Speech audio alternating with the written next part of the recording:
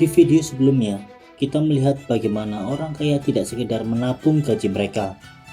Mereka fokus pada mengumpulkan aset, saham, properti, hak cipta untuk menciptakan passive income. Kita belajar bahwa aset adalah kunci utama untuk benar-benar membangun kekayaan. Jika aset adalah kunci kekayaan, kenapa hanya ada sedikit orang yang memiliki begitu banyak aset? Sementara sebagian besar orang lainnya berjuang bertahan hidup hanya dengan mengandalkan gaji bulanannya. Bayangkan, 10 orang berdiri di sebuah ruangan, dan satu orang di antara mereka memegang hampir semua uang yang ada. Itu adalah gambaran mentah dari ketimpangan kekayaan atau wealth inequality. Materi hari ini akan membawa kita menyelami angka-angka yang seringkali mengejutkan atau mungkin akan membuatmu frustasi. Kita akan membedah perbedaan fundamental antara ketimpangan pendapatan, yaitu perbedaan gaji, dan ketimpangan kekayaan, yaitu perbedaan aset yang dimiliki. Kita akan mengukur ketimpangan ini menggunakan alat ukur kurva dan juga indeks. Lebih penting lagi, kita akan melihat apa penyebab utama dari melebarnya jurang ini, mulai dari sistem pajak yang regresif hingga perbedaan peluang pendidikan dan warisan. Siapkan dirimu untuk melihat sisi gelap pasar modal, dan mari kita mulai memahami salah satu isu paling mendesak di dunia modern, yaitu ketimpangan. Mari kita mulai.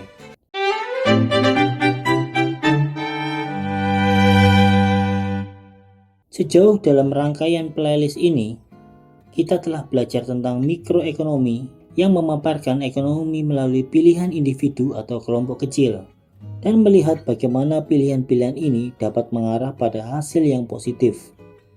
Faktanya, sebagian besar dari apa yang kita ketahui tentang pilihan yang didasarkan pada scarcity, lalu mengarah pada hasrat bahwa pilihan-pilihan tersebut didorong oleh self-interest atau kepentingan pribadi.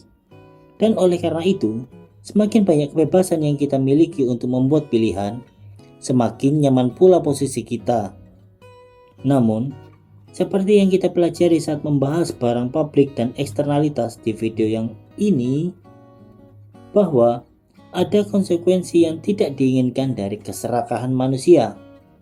Ketika datang pada keputusan ekonomi, salah satu eksternalitas negatif atau biaya negatif yang diterima oleh pihak ketiga adalah ketidaksetaraan kekayaan yang ekstrim. Ketidaksetaraan kekayaan merujuk pada distribusi kekayaan yang tidak merata dalam suatu masyarakat. Jika ketidaksetaraan kekayaan sangat ekstrim, sebagian besar kekayaan berada di tangan kelompok yang sangat kecil, sekitar kurang dari 1% dari populasi. Grafik ini menunjukkan ketidaksetaraan kekayaan saat ini di seluruh dunia. Seperti yang bisa kamu lihat, sebagian besar kekayaan terkonsentrasi di puncak, dengan 30% kekayaan dimiliki oleh hanya 1.000 orang dari populasi dunia. Dan polarisasi ekstrem ini terus dan semakin meningkat. Namun, sebelum kita melihat mengapa ketidaksetaraan kekayaan yang meningkat adalah eksternalitas negatif, penting untuk mengenali bahwa ketidaksetaraan kekayaan adalah hal yang umum. Dan sebenarnya jika diperlukan dalam ekonomi pasar manapun, yang tidak baik itu adalah kata ekstrimnya. Ekonomi yang kompetitif secara tak terhindarkan akan mempengaruhi pada ketidaksetaraan kekayaan. Namun, ketidaksetaraan kekayaan yang ekstrim dapat sangat merusak masyarakat, karena mayoritas kekayaan terkonsentrasi di segelintir orang saja. Ketidaksetaraan kekayaan yang ekstrim dapat mengarah pada tingkat kejahatan yang lebih tinggi, angka kriminalitas meningkat, gangguan mental, dan pengangguran di usia produktif. Hal ini juga sering mengarah pada kepuasan dan kebahagiaan yang lebih rendah di keseluruhan populasi, serta kohesi sosial yang lebih rendah.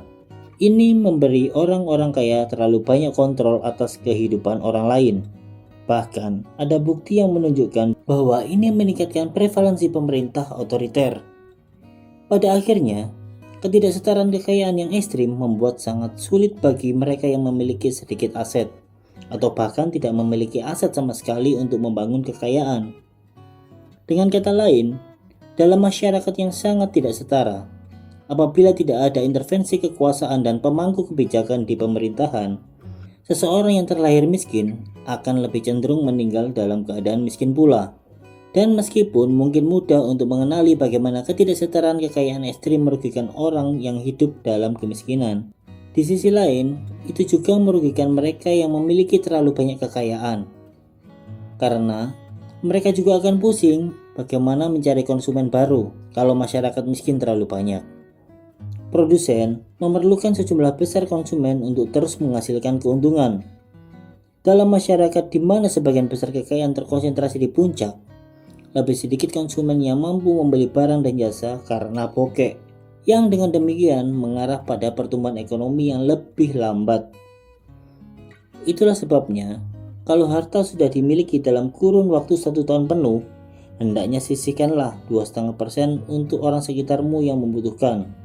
Oke, sampai jumpa di video selanjutnya. Bye.